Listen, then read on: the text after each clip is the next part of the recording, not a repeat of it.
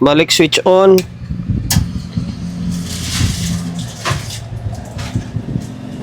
Tapos sukat tayo ng biasing dito. Bias channel 1. Mababa lang yung bias nya, no? Okay, medyo mababa lang. Ngayon channel 2. Walang bias yung channel 2, no? Parang walang bias dito. Zero bias. Next natin itong Cymar Power na CA99. All the way from Antimonan, Quezon pa rin. Ito yung may-ari din ng ginawa natin sa previous natin na Tucson Run na CA30. Okay, dalawa kasing unit na nila rito sa atin eh. Yan, Cymar Power na CA99. Okay. Yan yung itsura niya. Yung pinakalaman loob niya. Walay ko na lang siguro yung review dito. Okay, ang issue wala. Hindi ko na ma-recall yung combo namin ni Bossing kung ano pinaka-issue nito. Basta tayo na lang bahala siguro fixed bias, isa rin sa binanggit ni Bossing dito is if you fix bias tulad ng sa Tucson Run na CA30. Okay, ngayon naka-active naman siya, naka-normal, wala namang protect or clip or naka-ilaw na steady na signal, naka-good naman siya. Ngayon, may nakalagay na speaker ito. May nakalagay na speaker, dalawa, and then mayroong dalawang audio input. Yan ang bahay ng binayan ng langgam. Ngayon, kapag binovolume mo ito, may audio naman siya, oh. Kaso, dito yung volume niya, dito yung ilaw. Parang baliktad, oh. Okay, tapos, yung channel 2, pag binovolume mo siya dito, dito naman yung ilaw. Sa lisi. Mukhang binaklas siguro yung input buffer nito. Tapos, baka nagkapalit ng baka nagkamali ng salpak doon.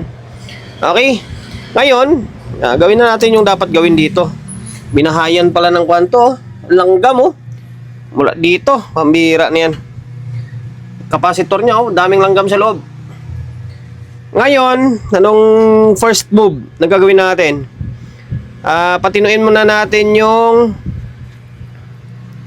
pwede naman siya pagbaliktarin eh. Yung itong control na to, pwede naman to pagbaliktarin. Kaso nga lang, pag i-bridge mo, malilito kanyan.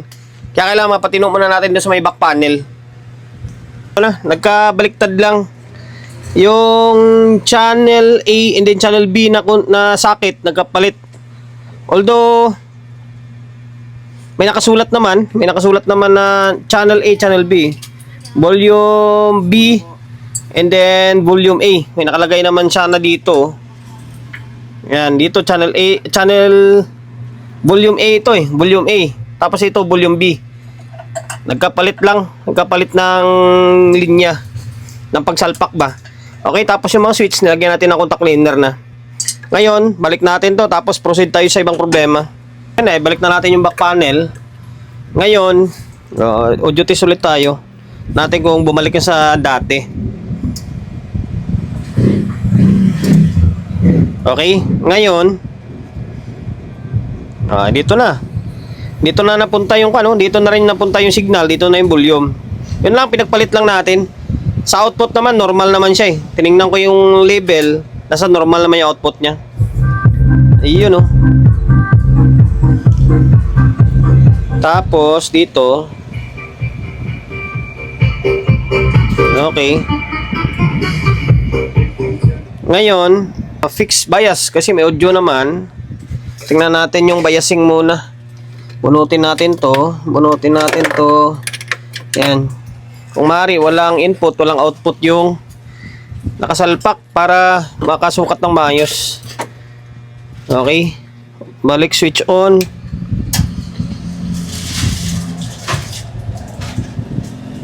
Tapos sukat tayo ng biasing dito. Bias channel 1. Mababa lang yung bias nya, no? Okay, medyo mababa lang. Ngayon channel 2. Walang bias yung channel 2, no? Parang walang bias dito. Zero bias. Bakit ganun?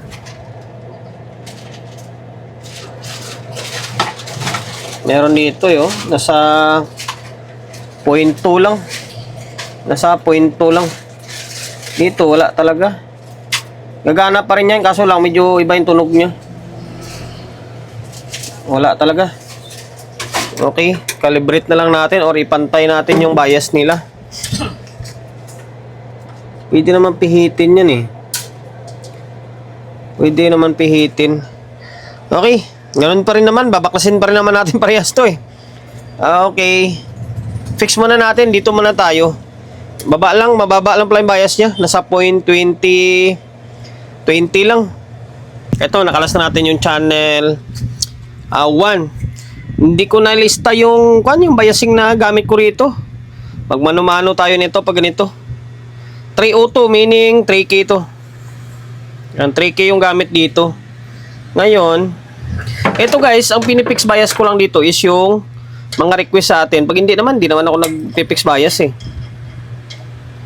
Yan, putulin ko ito.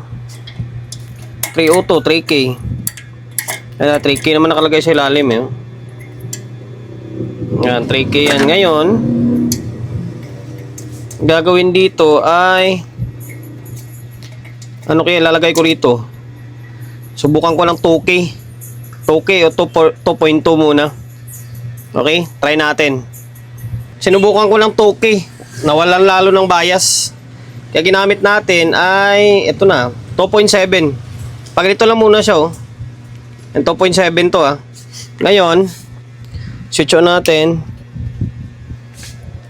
Okay, pwede kayo magsukat ng biasing na nakalabas ito. Kasi, haba naman yung wire oh.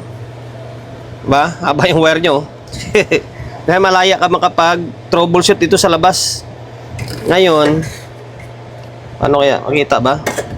Yan, ganito na lang. Ngayon, ito yung bias nyo. Oh, baliktad. Ayan, parang stock niya lang kanina. Binabaan lang natin. Kasi yan naman yung stock niya eh. Pag tinaas mo, baka mamaya uminit naman yan. Although pwedeng sagad ng 3K yan. Para tumaas siya. Kaso, ginaya lang natin sa stock niya. Mababa lang. Nasa 0.2 lang yan eh. Okay. Pwede pa yan kung gusto mong itaas ng konti. Pwede pa. Itataas ko pa ng konti. 2.7. 2.8 natin o sige, tataas ko ng konti. Tapos balik ko na. Pwede yan. Kung gusto nyo itaas pa ng konti, pwede. Isagad nyo ng 3K yan. Pwede yan. Kaso lang, playing safe na tayo eh. Yung stock niya kasi is mababa lang. Kaya balik natin sa mababa. Hindi baling sumakto tayo or huwag tayong tumaas. Okay? Sige, lalagyan ko ng konti pa to. Tataas ako pa ng konti. Taas ko ng konti ha. 2.7. Dinagdagan ko ng 100 ohms. Yan, 2.8 yan. Tingnan natin kung ano magiging kalabasan. Okay, 2.8K. Pero hindi ko na dadagdagan yan or hindi ko na babaguhin. Yun na yun. Tumas man ng konti yan, okay lang.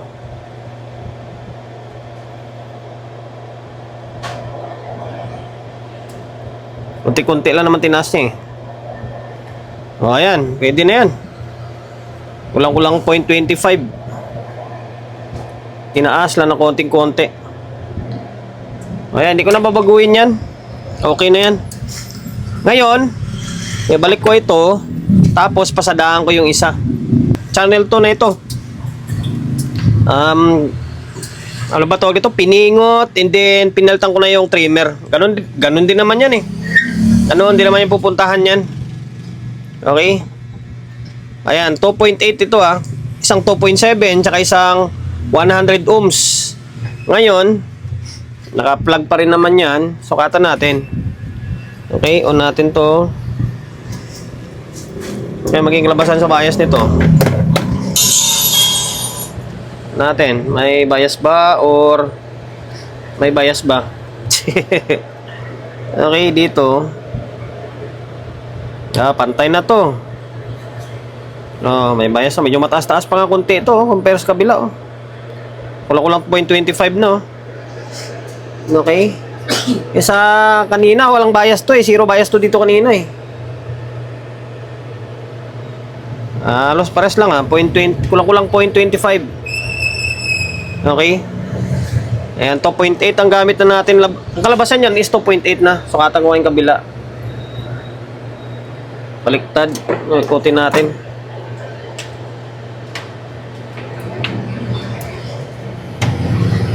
Okay. Pares lang ah. Ayan, kulang-kulang 0.25 oh. Okay. O yan, balik na natin. Okay na yan.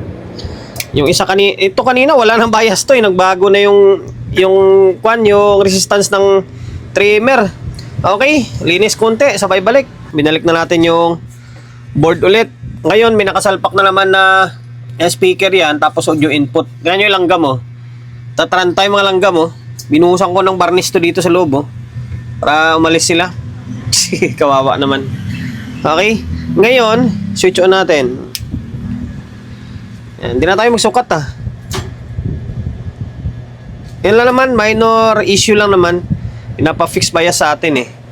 Okay, laptop natin gumagana. Wala kanina pa yan. Okay.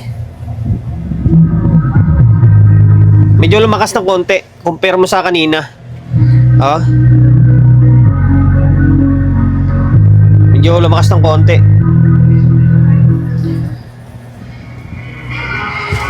No.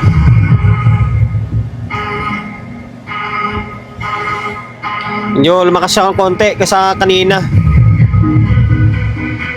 Okay, yun lang. Wala naman tayo ibang gagawin dito. Kuha na lang to, i-compressor ko na lang para kahit pa paano mawala yung alikabok niya. Okay? Hanggang dito na lang ha. Sana nakapagbigay idea ulit ako sa inyo kung paano gawin yung ganitong klaseng unit or paano sa i-fix bias. Sa tingin ko kung bakit nagkabaliktad itong linya ng volume ay siguro binuksan doon sa may buffer tapos dito parang di pa naman natanggal dito doon siguro baka nung binalik hindi nila na may nakasulat yan doon channel A, channel B, channel A volume, channel B volume, yan may nakalagay yan doon. Pag channel B dito na side yun, pag channel A dito na side yun. Tapos yung out nun, ganun din. Channel A out, channel B out.